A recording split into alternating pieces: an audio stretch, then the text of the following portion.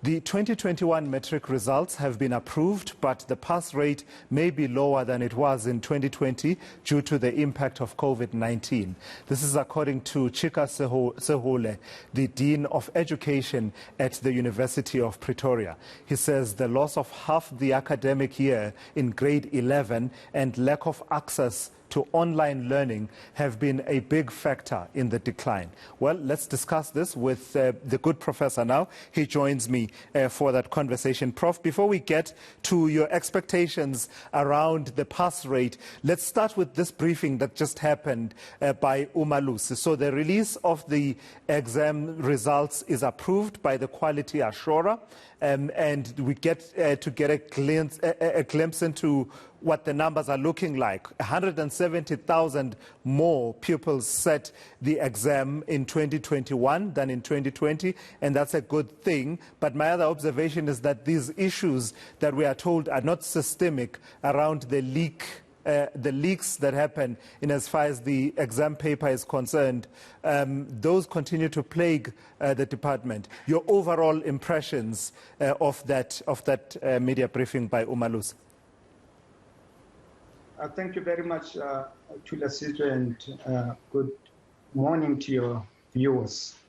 I think the briefing that was given by Umalusi was quite instructive in terms of the quality assurance that went into assuring the quality of the matric results. As a nation, we really need to have credible results, and it is important that we do have an independent body from government that can quality assure the results. The second point which you highlighted is the issue of the leaked papers, which are quite unfortunate. And as they say, they are not systemic, but we need to make sure that we do not have such in our system, because they do cast some doubts on the credibility of the examination system, but also in terms of security that goes around, the question papers.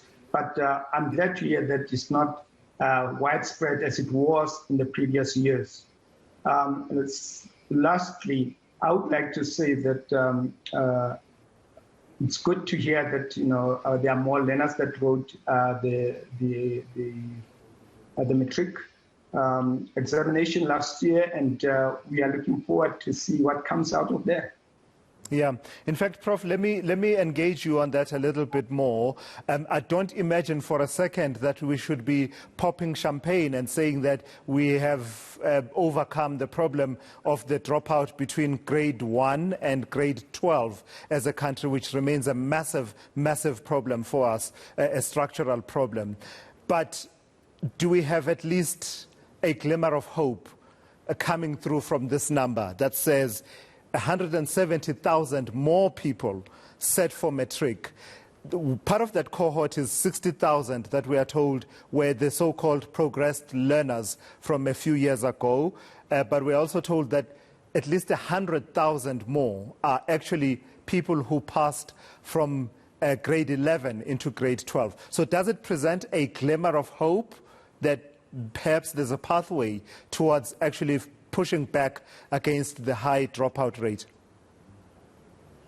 I wouldn't put it as a glimmer of hope, because what we need to do as a system and as a nation is to ensure that the students who enter at the beginning of in grade 1, they get the necessary support and encouragement, and the system needs to retain them up to the until they get out of the schooling system at grade 12. Now, unfortunately, I don't have the figures of how many entered grade 1 about 12 years ago, but there are 100,000 more learners that wrote. I think it's just a fraction of the group that started, 12 years ago. So it's encouraging to hear that we've got so many learners that were given a chance to write. But my argument is that we need to make sure that our system retain learners up to grade 12. Yeah, absolutely. And that remains really a concern for all of us. Prof, just asking you about the expected results that will be published. And I suppose I'm not asking you to engage in crystal ball gazing or anything like that, but perhaps based on your own observations, you're saying you expect that the pass rate may not be as good as we expected, as many of us would wish for. Just tell me more about your expectations for the pass rate for the class of 2021. Well, my results are based on two factors. The first one, and this was highlighted in the briefing that was offered now by Umalusi, that this cohort that wrote matric last year, it went through 2 years of COVID that was characterized, by disruptions, which we all know about. So with those kinds of disruptions and the knowledge gaps which these learners brought into matric, I do not expect them to perform better than their predecessors in 2020. The second point is that we need to learn also from what happened the previous year. The 2020 cohort that only had 1 year disruption of schooling had a 5.1 drop in the overall performance.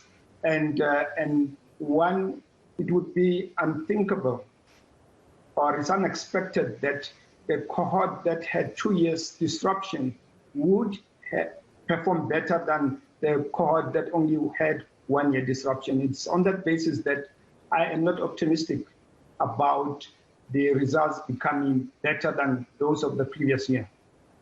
All right, Prof, thank you for your time and your insights here on eNCA. I'm completely out of time. I would have wanted to engage you a bit more, but unfortunately I am out of time. That's Professor Chika Sehoole there. He's from the University of Pretoria.